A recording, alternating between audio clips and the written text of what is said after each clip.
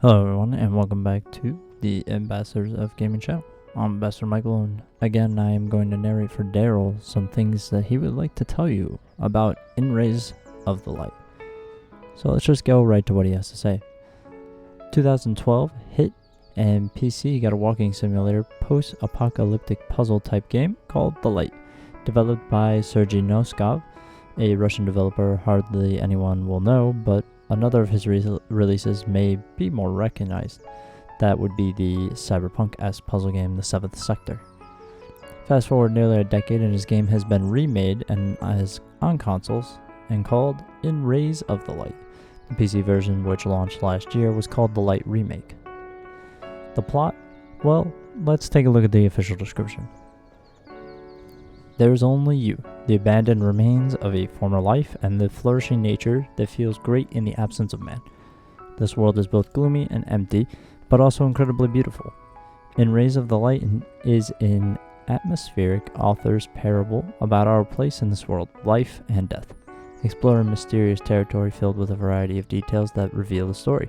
Solve logic puzzles and study text messages along the way.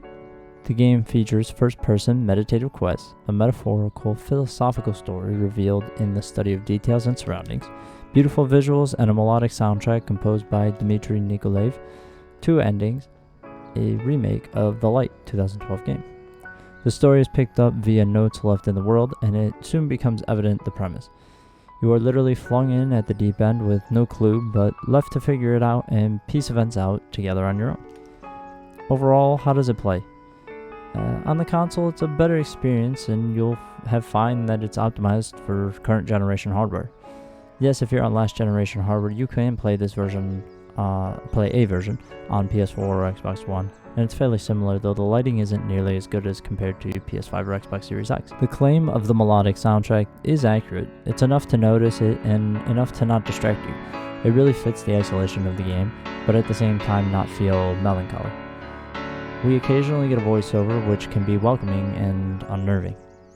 Visually, the game is striking, a fantastic art style and detailed environmental design.